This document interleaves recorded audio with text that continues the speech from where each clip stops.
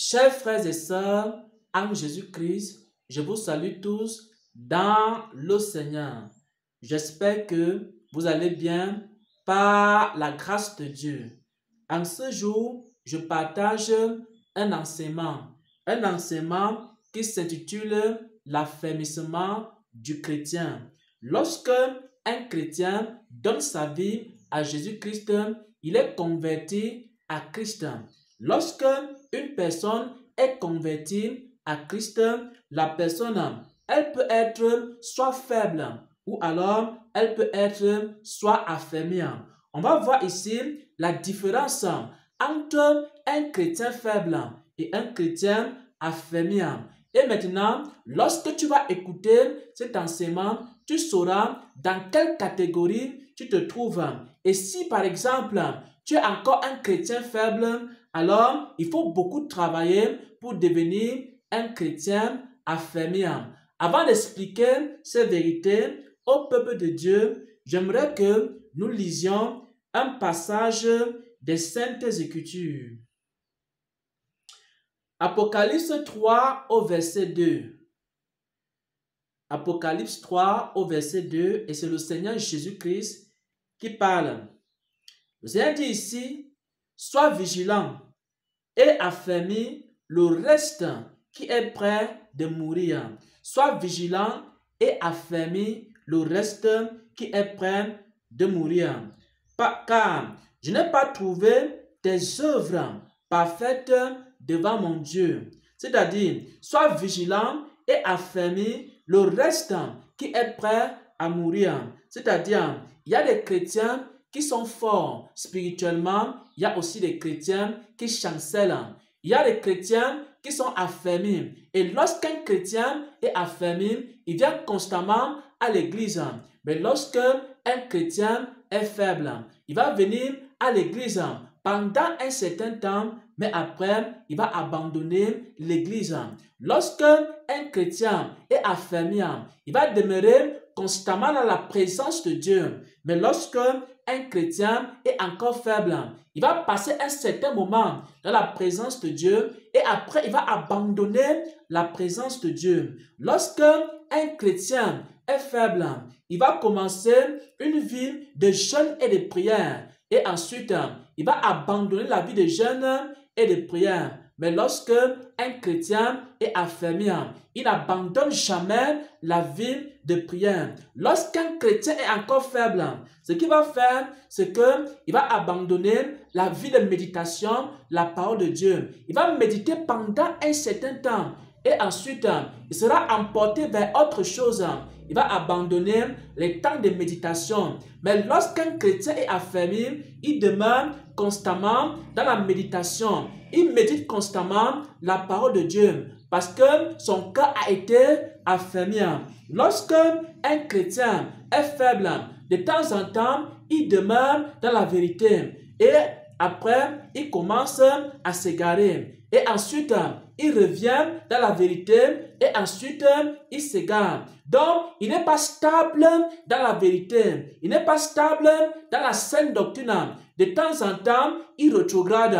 Et de temps en temps, il revient au Seigneur. Un tel chrétien est un chrétien qui est encore faible. Mais un chrétien qui est affermi, il demeure constamment dans la vérité. Quelles que soient les doctrines que le diable va créer, va fabriquer dans le monde, ce chrétien-là ne peut pas être séduit par ces doctrines parce qu'il a été affermi dans la vérité. Un chrétien affermi est un chrétien qui ne rétrograde pas. Un chrétien affermi, c'est un chrétien qui ne succombe pas. Un chrétien affermi, c'est un chrétien qui ne renonce pas à sa foi. Quels que soient les problèmes, quelles que soient les difficultés, quelles que soient les persécutions, un chrétien affermi peut vivre des persécutions dans sa vie, que ce soit sa vie professionnelle, que ce soit son ministère, que ce soit sa vie familiale, que ce soit sa vie conjugale. Il peut vivre des persécutions dans plusieurs domaines de sa vie, même il ne chancelle pas, même il ne rétrograde pas, même il ne murmure pas, même il ne commence pas à abandonner la foi et rétrograder. quelles que soient les épreuves, quelles que soient les difficultés, quels que soient les problèmes, il continue toujours dans la parole de Dieu, malgré les vents, les tempêtes. Ça, c'est un chrétien affermi, un chrétien dont la foi est enracinée en Jésus-Christ. Et rien ne peut ébranler un tel chrétien. C'est un chrétien qui est stable. C'est un chrétien qui ne commence pas une vie de consécration et quelque temps après, il abandonne la vie de consécration. C'est un chrétien qui ne commence pas une vie de prière et par la suite, il abandonne la vie de prière. C'est un chrétien qui ne commence pas à chercher Dieu et ensuite, il abandonne la recherche de Dieu. C'est un chrétien qui demeure au pied du Seigneur et qui écoute sa parole.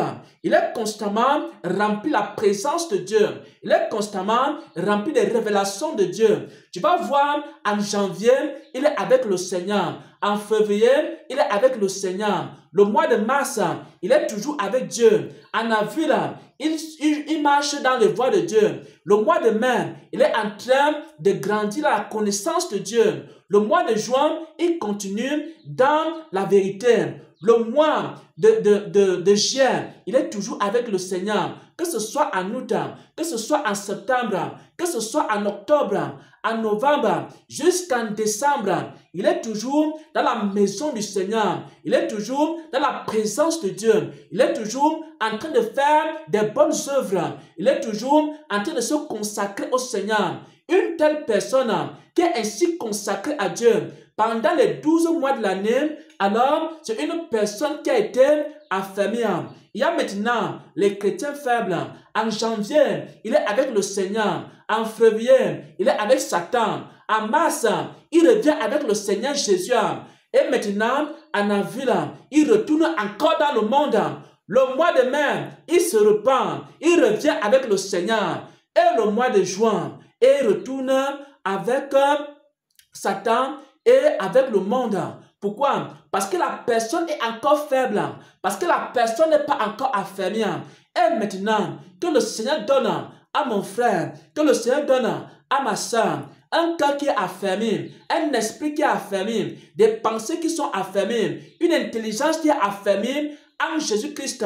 Quels que soient les problèmes, quelles que soient les tempêtes, quelles que soient les difficultés, la personne qui est affermie, elle reste toujours avec le Seigneur. Et maintenant, la question qui se pose, comment est-ce qu'un chrétien peut faire pour être affermi? Pour être affermi, il faut beaucoup écouter le Seigneur.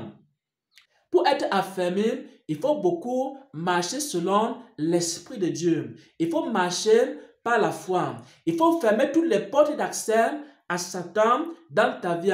Ce qui fait rétrograder les chrétiens, ce qui les fait retourner de temps en temps dans le monde, c'est parce qu'il y a certaines choses du monde qui les attirent encore. Et de temps en temps, ces choses-là les font retourner dans le monde. Ce qui fait en sorte que les chrétiens ne soient pas affermis, c'est parce qu'il y a encore certaines idoles dans leur cœur. Et à cause de ces idoles, de temps en temps, ils retournent dans le monde. Ce qui fait qu'un chrétien ne soit pas affermi, c'est parce qu'il y a encore des péchés dans sa vie.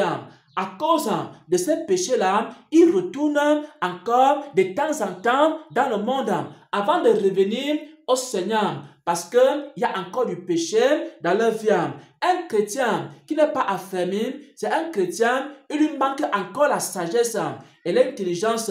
C'est pourquoi de temps en temps, on peut le séduire avec des fausses doctrines. C'est pourquoi de temps en temps, on peut le séduire avec des fausses révélations. Il rétrograde, il retourne dans le monde, il commence à suivre des faux prophètes, il commence à suivre des faux docteurs pendant un certain temps avant de revenir encore à la vérité. Pourquoi? Parce qu'il lui manque la sagesse, parce qu'il lui manque l'intelligence. Alors, il faut aussi demander la sagesse et l'intelligence au Seigneur afin que vous soyez affermis dans la vérité. C'est ainsi que le Seigneur vous affermira. Il faut que vous soyez à l'écoute du Saint-Esprit. Peut-être tu es encore un chrétien faible. Peut-être de temps en temps tu rentres encore dans le monde. Peut-être de temps en temps tu abandonnes la prière. Peut-être de temps en temps tu retournes à certains péchés. Peut-être de temps en temps il t'arrive d'être découragé. Il t'arrive d'être oppressé par les forces du mal.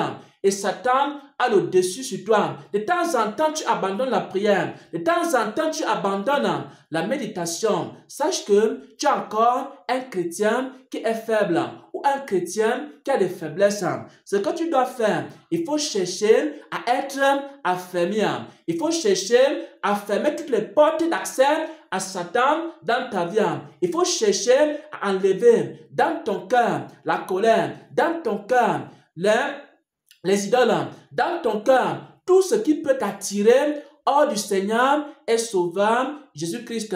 C'est ainsi que le Seigneur va t'affermir dans la vérité. Mais si un chrétien a encore des portes ouvertes dans sa vie, il ne peut pas être affermi. Ça, c'est que le Saint-Esprit nous a fait comprendre. Pour qu'une personne soit affermie, il faut que la personne ferme les portes d'accès à Satan dans sa vie. Pour qu'une personne soit affermie, il faut que la personne enlève les idoles dans son cœur. Pour qu'une personne soit affermie, il faut que la personne enlève les murmures qu'il y a dans son cœur, la colère qu'il y a dans son cœur. Parce que ce sont ces choses-là qui de temps en temps t'éloignent de la présence de Dieu. Parce que tu as encore les envies du monde. Parce que tu as encore la convoitise du monde. De temps en temps, la convoitise va t'éloigner de la présence de Dieu. De temps en temps, l'idolâtrie va t'éloigner de la présence de Dieu. De temps en temps, l'amour du monde va t'éloigner de la présence de Dieu. De temps en temps, il y a des péchés qui vont t'éloigner de la présence de Dieu. Et tu as besoin donc de renoncer à ces choses-là. Et quand tu vas renoncer à ces choses-là, que le Saint-Esprit te révèle, alors tu vas commencer à être affermi. Tu seras de plus en plus fort. Tu seras de plus en plus affermi. Tu seras de plus en plus rempli de la connaissance de Dieu. Et maintenant, rien ne peut te faire rétrograder. Même s'il y a des persécutions, même s'il y a des problèmes, même s'il y a des épreuves, même s'il y a des difficultés, alors tu vas demeurer ferme en Jésus-Christ parce que tu as été affermi. Et nous allons prier. Nous allons dire au Seigneur, en ce jour, de nous affermir dans tous les domaines de notre vie, de nous affermir dans la connaissance de sa parole, de nous affermir dans la vérité, de nous affermir dans la sainte doctrine, de nous affermir dans la sainteté, afin que nous soyons inébranlables et qu'on ne retourne pas dans le monde, afin qu'on reste attaché à sa parole, quels que soient les problèmes qu'il y a dans nos pays, quels que soient les problèmes qu'il y a dans nos villes, quels que soient les problèmes qu'il y a dans nos milieux professionnels, quels que soient les problèmes de famille, quels que soient les problèmes conjugaux, qu'on reste attaché au Seigneur parce qu'on a été affermi. Seigneur, affermis mon frère qui a écouté ce message, affermis ma soeur qui a écouté ces paroles, affermis les hommes et les femmes qui ont écouté cet enseignement et qui l'ont reçu dans leur cœur. Papa, je prie, Seigneur, oh Dieu, à travers ton esprit, à travers ta parole, à travers la vérité, affermis mon frère, affermis ma soeur. Au nom de Jésus-Christ, nous avons prié. Amen.